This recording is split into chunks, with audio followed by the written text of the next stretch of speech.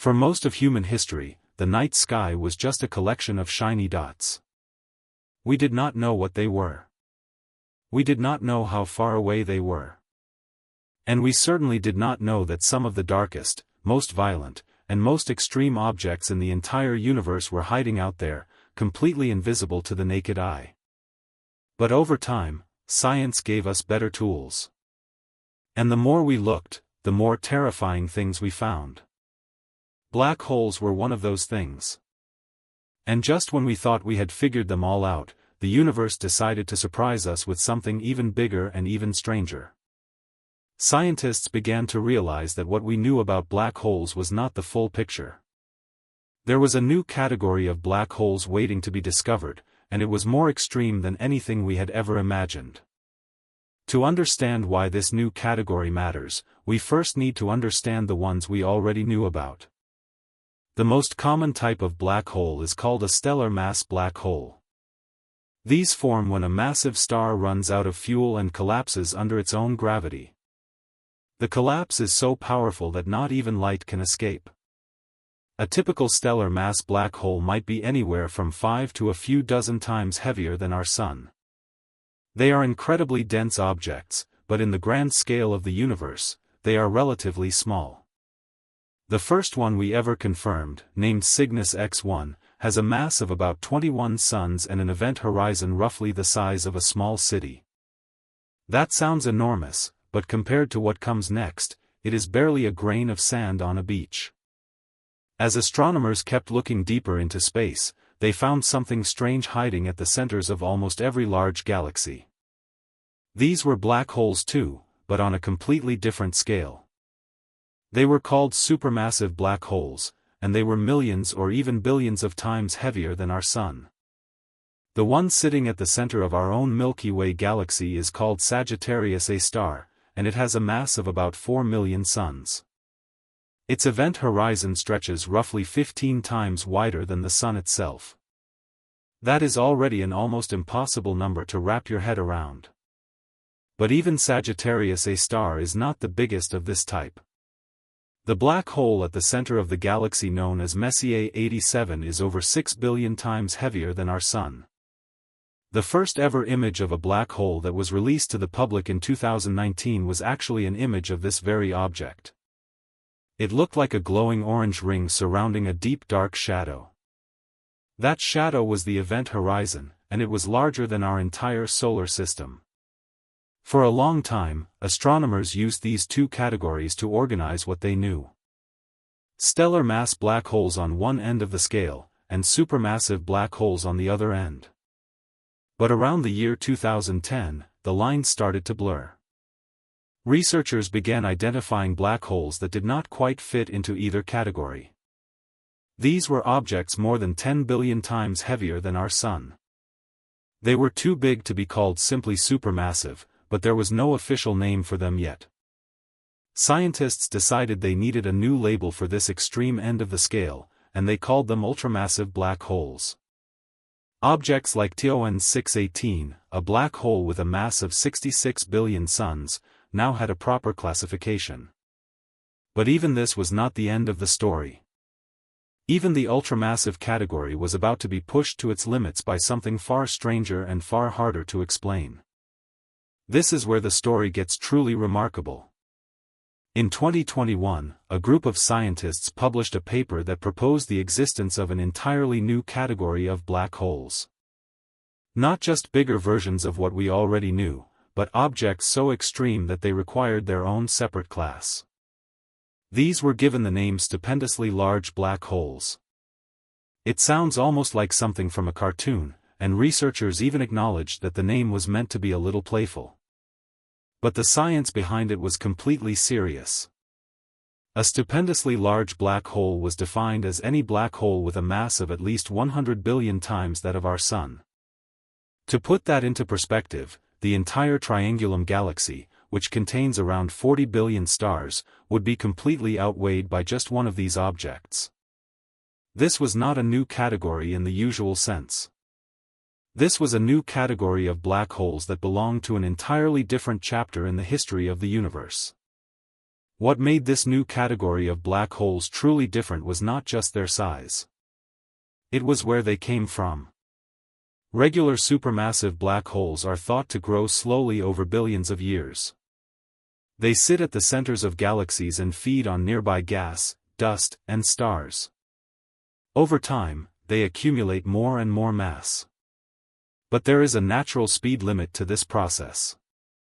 It is called the Eddington limit, and it describes the maximum rate at which a black hole can consume matter before the outward pressure of radiation becomes stronger than the inward pull of gravity. Feed a black hole too aggressively and it essentially pushes away its own food before it can eat it. This means that even the largest known supermassive and ultramassive black holes are believed to have grown within the constraints of this limit. But the proposed new category of stupendously large black holes does not follow this rule. They appear to be too massive to have grown through normal feeding alone. Something else must have been responsible for their creation. Scientists believe that stupendously large black holes did not form from collapsing stars or slow galactic feeding at all. Instead, they are thought to have formed in the very first moments after the Big Bang, from something called primordial density fluctuations. In the first seconds after the universe was born, everything was an incredibly hot and dense soup of energy and matter. There were no stars yet. There were no galaxies yet. There were no atoms yet. The universe was just a formless, blazing fog of particles and radiation. But within that fog, there were regions that were slightly denser than others. In those regions, gravity pulled matter together so quickly and with such force that enormous black holes could have formed before anything else in the universe had a chance to take shape. These are known as primordial black holes, and the largest of them, under the right conditions, could have accumulated masses of hundreds of billions or even trillions of solar masses in that very first window of time. This is the origin story of the new category of black holes known as stupendously large black holes. One of the most unsettling things about this new category of black holes is that we cannot easily find them. A regular supermassive black hole sits at the center of a galaxy, surrounded by billions of stars and enormous amounts of gas. All of that material swirls around the black hole and heats up, producing massive amounts of light and radiation. This is what we call an active galactic nucleus, and it is one of the brightest phenomena in the known universe. But a stupendously large black hole, according to the theory, may have consumed everything around it so efficiently in the early universe that it left itself completely isolated. With nothing left to eat, it produces no radiation. With nothing nearby to interact with, it creates no visible signature. It would sit quietly in the dark, empty spaces between galaxies, known as cosmic voids, completely invisible to any telescope we currently have. These objects could be lurking out there right now, hundreds of billions of times heavier than our Sun, and we would have absolutely no way of knowing they were there. The only confirmed candidate for membership in this new category of black holes so far is the central black hole of a galaxy called Phoenix A. This galaxy is located roughly 8 billion light-years away from Earth, which means we are seeing it as it was 8 billion years ago, long before our Sun even existed.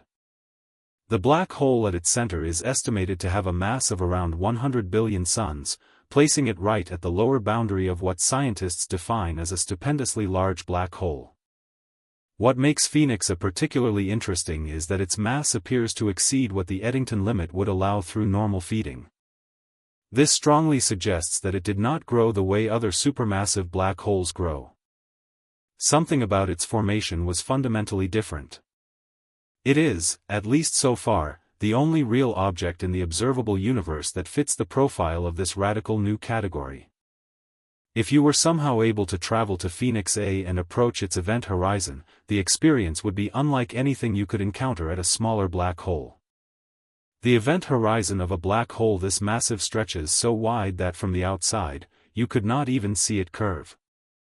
It would look like a flat, infinite wall of absolute blackness in every direction.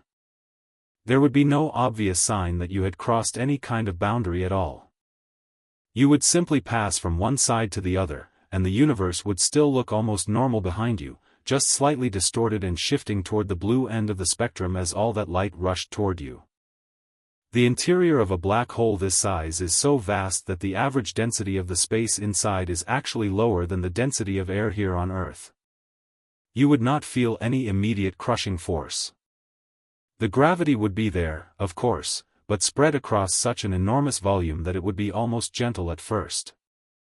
The violence would come much later, as you inevitably fell closer and closer toward the singularity at the center. The implications of this new category of black holes extend far beyond just the objects themselves. If stupendously large black holes truly exist in significant numbers, hidden in the cosmic voids between galactic filaments, then they represent an entirely unknown component of the universe's mass. Everything we calculate about how the universe is structured, how galaxies move, and how matter is distributed could be missing a crucial piece. These objects would be too far from galaxies to influence their rotation the way dark matter is thought to, but their gravitational presence would still be real. A trillion solar mass black hole sitting in a cosmic void is not nothing. It is an enormous concentration of mass that curves space and time, even if we cannot see it and even if nothing is currently falling into it. Finding a way to detect these objects, or to rule out their existence with certainty, is one of the most important challenges in modern astrophysics. There are already researchers thinking about how we might detect evidence of this new category of black holes even without seeing them directly. One approach involves gravitational lensing, the way that gravity bends the path of light traveling through space. A massive enough object, even a completely dark one, would bend and distort the light from galaxies and other sources behind it as seen from Earth. The pattern of that distortion could potentially reveal the presence of an unseen mass. Another approach involves looking at the large-scale structure of the universe itself, studying how galaxies are distributed and where the boundaries of cosmic voids are located with unusual precision. If stupendously large black holes are sitting inside those voids, they might leave subtle imprints on the arrangement of matter around them. None of these methods have produced a confirmed detection yet, but the search is only beginning. What is remarkable about the discovery and proposal of this new category of black holes is what it says about science itself. For decades, we thought we had a reasonably complete picture of what black holes were and how they worked. Stellar mass black holes formed from dying stars. Supermassive black holes grew at the centers of galaxies. These two categories seem to cover everything that observations had revealed. And then researchers looked more carefully, pushed the boundaries of what was measurable, and found evidence for something that the existing categories could not contain. A new category had to be created. That is how science works. Every time we think we have drawn a complete map of the territory, we discover that the territory is larger than the map. The universe does not care about our classifications. It simply does what it does, and we have to keep updating our understanding to keep up with it. There is another reason why scientists are so eager to understand this new category of black holes. It could change everything we think we know about the early universe. Right now, our best models of cosmology describe a universe that started small, expanded rapidly, and slowly formed structure over billions of years. Stars formed first, then galaxies, then the supermassive black holes at their centers. Everything happened in a certain order, and that order makes sense with the physics we know. But if stupendously large black holes truly formed in the first seconds after the Big Bang, then they were there before any of that. They were there before the first star ever ignited. They were there before the first galaxy ever took shape. That means the universe had enormous concentrations of mass at its very beginning that our current models do not fully account for. Understanding this new category of black holes is not just about classifying objects. It is about rewriting the timeline of the entire universe from the very start. Perhaps the most humbling thing about all of this is how recently we learned that black holes even existed. For most of the 20th century, they were considered a mathematical curiosity, a strange prediction of Einstein's equations that many physicists assumed would never be found in the real world. Then we found one. Then we found millions. Then we found that they came in different sizes, different types, different categories, each more extreme than the last. And now, barely a century after we first started taking them seriously, we are sitting at the edge of a new category of black holes that may have existed since the very first moment of creation, objects so massive they dwarf entire galaxies, hiding silently in the darkest corners of space. Every time humanity thinks it has seen the full picture, the universe pulls back another curtain. The new category of black holes called stupendously large black holes is simply the latest curtain to be pulled back, and nobody knows yet what is hiding behind the next one. The story of this new category of black holes is still being written. We have one strong candidate in Phoenix A. We have a theoretical framework that explains how such objects could form in the early universe. We have ideas about where they might be hiding and how we might eventually find them. But we do not yet have proof. We do not have a confirmed sighting of a stupendously large black hole sitting in a cosmic void, unseen and undisturbed. We do not have a measurement that definitively shows an object with a mass of 1 trillion suns lurking somewhere in the darkness. The question mark at the end of the phrase new category of black holes is still very much there. But that question mark is exactly what makes this one of the most exciting frontiers in all of science.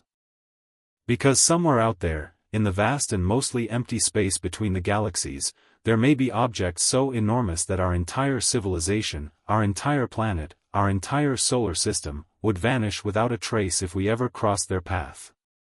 And we would never even see them coming.